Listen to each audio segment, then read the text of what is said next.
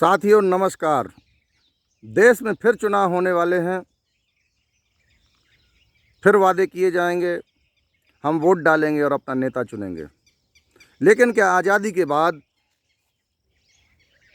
चुनाव से पहले किए गए वादे अगले चुनाव तक पूरे हुए हैं? क्या नहीं हुए। अगले चुनाव में फिर वही वादे दोहराए जाते हैं। कब से इस देश में गरीबी मिटाने की बात हो रही है, किसानों को मजबूत करने की बात हो रही है, लेकिन 70 सालों से ऊपर हो गया, हर चुनाव में यही वादा होता है। आखिर क्यों होता है ऐसा? सोचा है आपने कभी? वो सिर्फ इसलिए होता है कि हम नेताओं से सवाल नहीं पूछते हैं जिनको हम वोट देते हैं। और अब तो ऐसी सरकार आई है कि वो 5 साल सिर्फ ये बताती है कि हमने वादे पूरे कर दिए हैं, लेकिन ज़मीन पर हकीकत कुछ और होती है। कब तक ढोएंगे हम इन नेताओं को? कब तक सवाल नहीं करेंगे? और जब तक सवाल नहीं करेंगे तब तक ये हमको ऐसे ही छलते रहेंगे। क्या अब की बार बुंदेलखंड से यह हुकार नहीं भरी जानी चाहिए कि यदि आपने सवालों के जवाब नहीं दिए तो हम वोट भी आपको नहीं देने वाले हैं। मैं पंकज सिंह परिहार महोबा की धरती से यह चुनौती देता हूं कि आप जिन योजनाओं को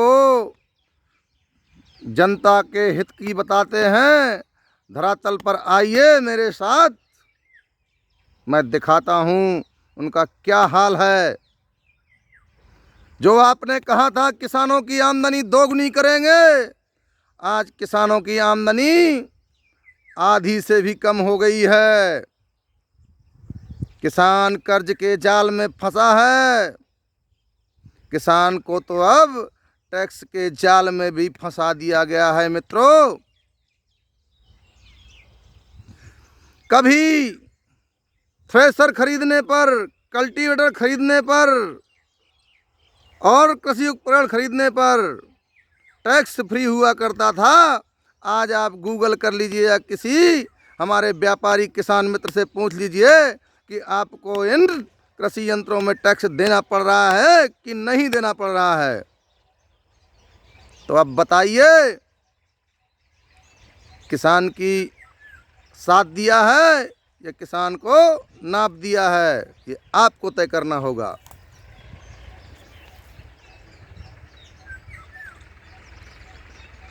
और जो कहते हैं कि हमने सम्मान निधि दी है किसानों को, अरे भाई थोड़ा गूगल कर लीजिए। 2014 में डीएपी की बोरी कितने रुपए की मिलती थी?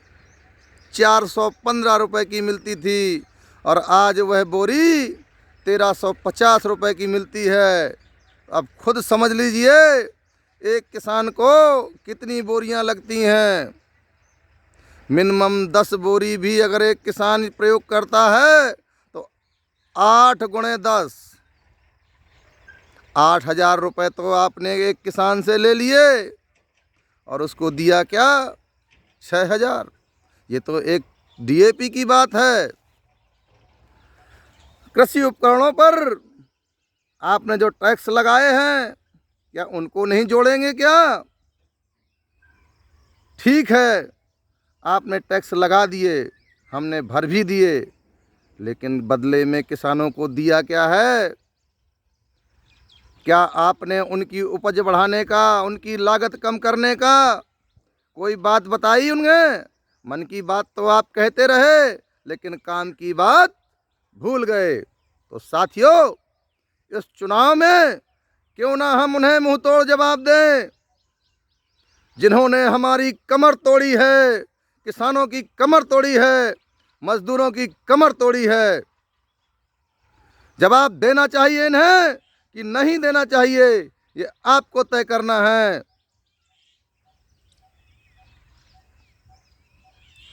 मैं तो कहता हूं कि कोई ऐसा राजनीतिक दल नहीं है जिसमें दलदल ना हो। अभी तो एक ऐसे मुख्यमंत्री चर्चा में हैं जो जेल गए हैं। वो इसी सवाल पर आए थे कि हम कुर्सी पर बैठेंगे तो ईमानदार रहेंगे, लेकिन आज उन्होंने ऐसा उदाहरण रख दिया है कि यदि राजनीति में कोई ईमानदारी की बात करेगा तो कहीं उन्हें दिल्ली वाला नाम घोषित कर दिया जाए। ये स्थितियां हैं। आप सत्ता से सवाल पूछेंगे, सत्ता आपको डरा धमकाएगी, जेल भेज देगी। यदि आप उनसे हिसाब लेंगे तो वो आपका हिसाब लेने लगेंगे। क्या इसीलिए हमने इन्हें वोट दिया था? क्या इसीलिए हमने इनको चुना था? तो साथियों, बहुत समय नहीं बचा है और आप तय कर लीजिए, क्या किसान की आमदनी दोगुनी हुई? क्या मजदूरों को मजदूरी मिली? क्या गरीब अमीर हुआ? लेकिन गरीबों की बात करने वाले आज अमीर हो गए। कल तक जिन नेताओं के पास पेट्रोल डलाने के पैसे नहीं होते थे, आज वो फॉर्च्यूनर पर फर्राटा भर रहे हैं। तो ये बताइए, ऐसी कौन सी फैक्ट्री इनके पास लगी है जो आम जनता को नहीं बताते कि नेता बनते ही ये दुगना तिगना रुपया कमाने लगते हैं और पता नहीं क्या क्या हो जाता है। ये मुझे बहुत ज़्यादा कहने की बात नहीं है। अभी मैं अपनी बात समाप्त करता हूं और आप तय कर दिए कि इस बार नया विकल्प चुना जाए, नए लोग चुने जाएं, युवा जोश को चुना जाए। आज जिस युवा को लोग जुआ खिला रहे हैं, सरकार जुआ खिला रही है। एक तरफ तो हार जीत की बाजी लगाने पर पुलिस पकड़ लेती है, दूसरी तरफ हर मोबाइल में जुआ खिलाया जा रहा है। और जब देश का युवा जुआ खेलेगा तो सरकार से सवाल क्या पूछेगा? इसीलिए चंदा ले लेकर गेमिंग कंपनियों को खुली छूट दे रखी है कि मेरे देश के युवा तुम खेलो जुआ और ना पूछो हमसे कि क्या हुआ।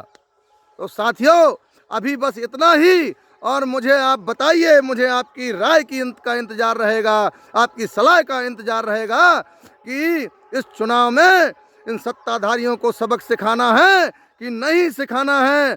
और इसका आगाज बुंदेलखंड के महोबा हमीरपुर लोकसभा से होना है।